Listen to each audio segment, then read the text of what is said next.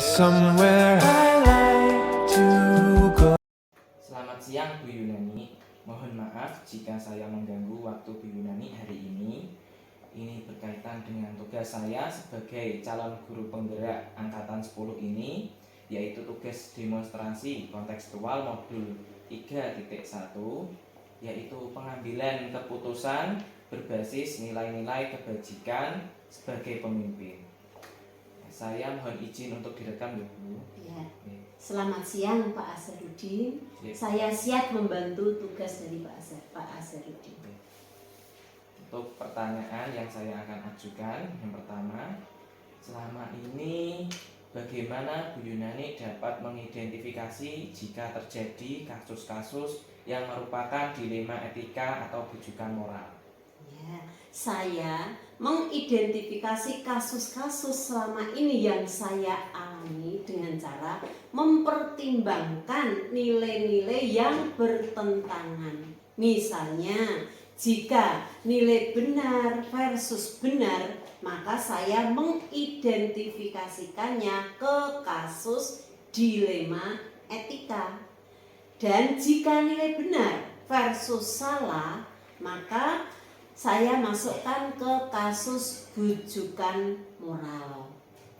Oke, Bu Yunani mengidentifikasi kasus-kasus yang selama ini dialami Bu Yunani dengan membandingkan nilai-nilai yang bertentangan gitu. Iya.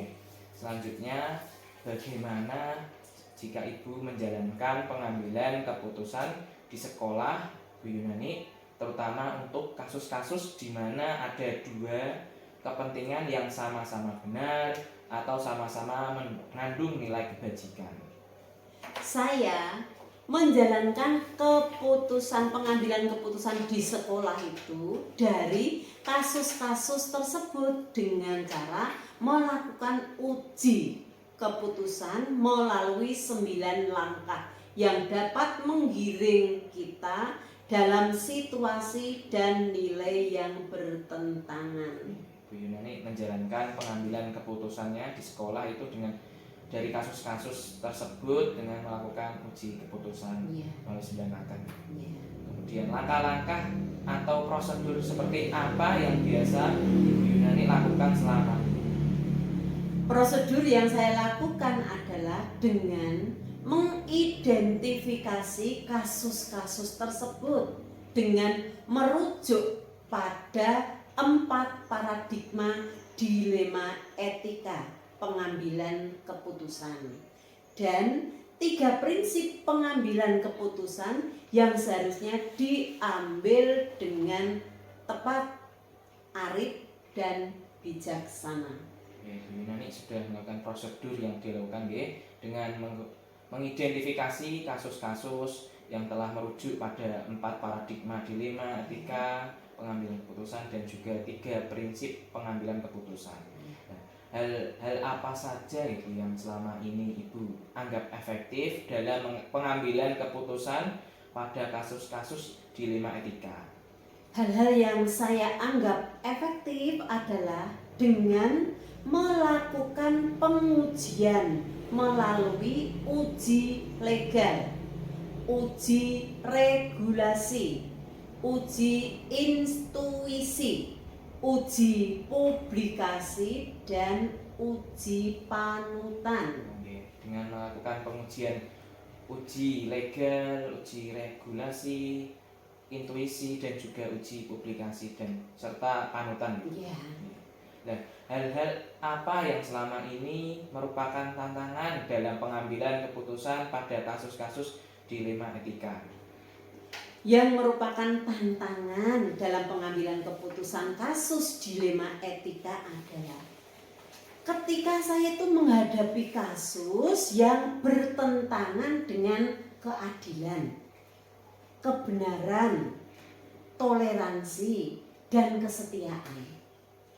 Tantangannya adalah dalam pengambilan keputusan tadi, kasus dilema etika, seperti menghadapi kasus bertentangan antara keadilan, kebenaran, toleransi, dan juga kesetiaan.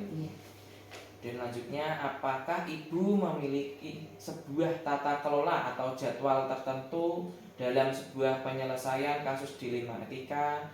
Kemudian apakah ibu langsung menyelesaikan di tempat atau memiliki sebuah jadwal untuk menyelesaikannya? Bentuk atau prosedur seperti apa yang ibu jalankan? Ya, tidak punya.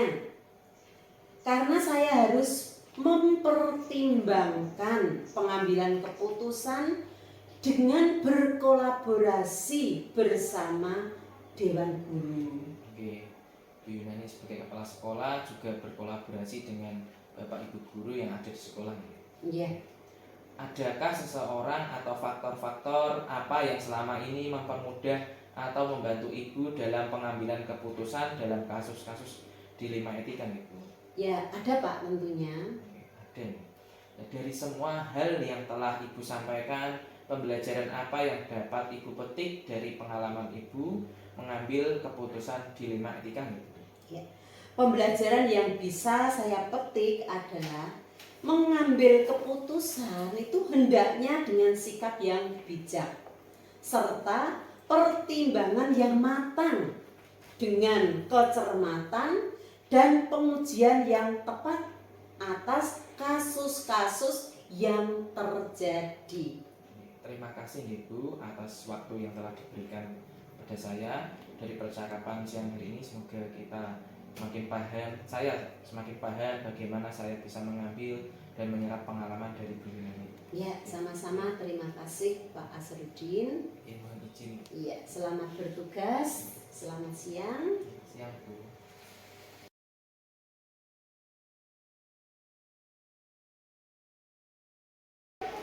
Selamat siang Bu Ita. Ya, selamat siang Pak Udin. Saya mohon izin untuk rekam. Ini berkaitan dengan tugas CGP angkatan 10. Ya, Saya mohon izin untuk mengajukan beberapa pertanyaan tentang pengambilan keputusan dilema etika dan rujukan moral. ya, silakan Pak. Selama ini bagaimana Bu Ita dapat mengidentifikasi kasus-kasus yang merupakan dilema etika atau rujukan moral? Ya. Nah, bagaimana saya mengidentifikasi beberapa kasus yang merupakan dilema etika atau rujukan moral? Di sini saya sebagai kepala sekolah SDN 4 Kaliaman pastinya menemui beberapa kasus ya Pak. Kasus itu entah dari peserta didik, dari wali murid, dari guru saya sendiri. Nah, di sini saya mengumpulkan kasus mana kasus yang terberat yang harus cepat diselesaikan, kasus sedang dan kasus ringan. Ketika ada kasus yang paling berat, maka di situ saya mengumpulkan Bapak Ibu guru SDN 4 Kaliaman, kita bermusyawarah dan mengambil solusi dampak yang paling minimal yang bisa dialami seperti itu Pak.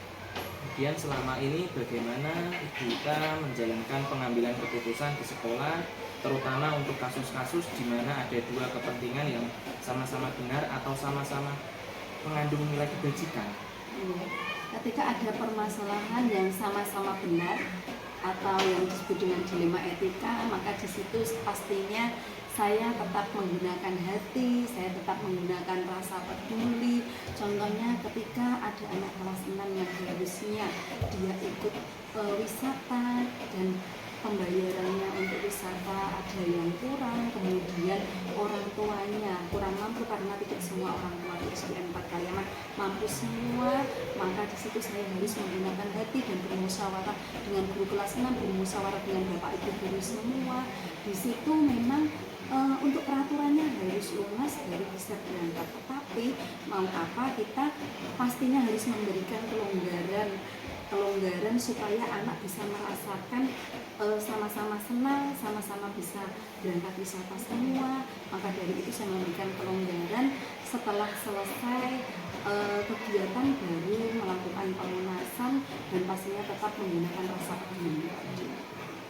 Kemudian langkah-langkah atau prosedur seperti apa yang biasa dilakukan selama ini? Ya, prosedur untuk penyelesaian masalah yang biasa saya lakukan yaitu sesuai yang saya ungkapkan tadi, pastinya saya memilih ketika saya harus berkolaborasi, harus meminta saran kepada Bapak Ibu guru semua, itu ketika ada permasalahan yang sedang atau yang sangat berat, karena itu nanti dampaknya atau efeknya pasti kepada lingkungan dan kepada warga sekolah semuanya. Tetapi ketika ada permasalahan yang biasa saja atau sedang permasalahan, baik permasalahan di kelas, permasalahan dengan wali murid, maka di situ saya langsung melakukan tindakan ketika tidak ada dampaknya sama sekali, seperti itu Pak. Kemudian apa saja yang selama ini Bu anggap efektif dalam pengambilan keputusan pada kasus-kasus dilema etika? Iya, menurut saya hal yang paling efektif yaitu ketika saya ada permasalahan, saya berkolaborasi atau meminta pendapat Bapak Ibu semua dan kita putuskan bersama-sama. Nah, di situ sangat efektif sekali. Kenapa? Karena ketika ada komplain atau hal yang tidak enak dari wali murid, kita bisa bersama-sama untuk menjawabnya, tidak saya sendiri, karena ketika saya mengambil keputusan sendiri, kalau ada apa-apa tidak ada Bapak Ibu guru di kanan dan belakang saya. Kemudian hal-hal apa saja yang selama ini merupakan tantangan pengambilan keputusan pada kasus dilema etika? Ya, tantangan saya lebih ketika saya sudah menggunakan hati, saya sudah menggunakan rasa peduli, tetapi ada Bapak Ibu wali murid yang lain komplain atau Bapak Ibu wali murid yang lain tidak terima dengan apa yang saya berikan, misalkan kelonggaran tadi, maka di situ saya harus melakukan pendekatan secara pribadi. Saya harus melakukan menjelaskan bagaimana apa alasannya saya melakukan hal tersebut. Kenapa? Karena bahwasanya peserta didik yang ada di sini itu harus merasakan hal yang sama. Ketika semuanya bisa wisata, semuanya juga harus bisa wisata. Saya harus bisa menjelaskan seperti itu. Apakah Ibu memiliki sebuah tata kala atau jadwal tertentu dalam sebuah penyelesaian kasus dilema etika? Apakah Ibu langsung menyelesaikannya atau bentuk prosedur seperti apa yang dijalankan? Ya, menurut saya untuk tata kala atau jadwal menurut saya tidaklah penting. Mengapa? Karena ketika saya sudah mengidentifikasi bahwasanya itu adalah kasus yang besar, maka di situ saya harus mengambil keputusan dengan cepat. Kemudian harus berkolaborasi, harus meminta saran dari Bapak Ibu semua. Tetapi ketika saya harus menunggu menjadwalkan hari ini jam sekian, nanti permasalahannya tidak cepat selesai, dan pastinya tetap meminimalisir dampak yang terjadi. Ketika dampak itu memang sedikit atau yang dikorbankan sedikit hal, maka saya sampaikan solusi-solusi tersebut dan saya lakukan.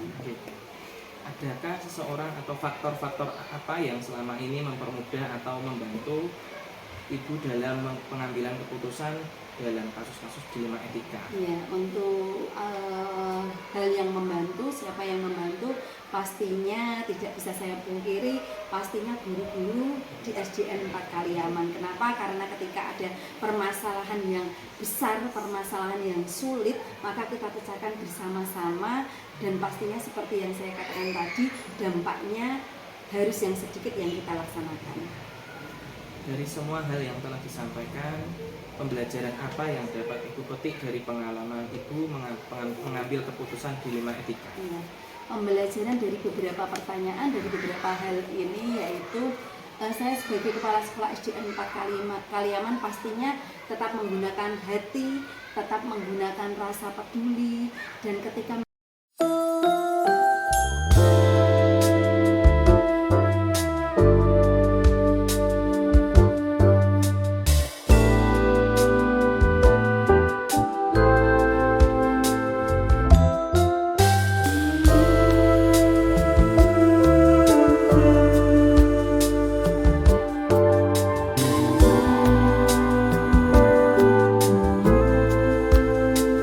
When I get low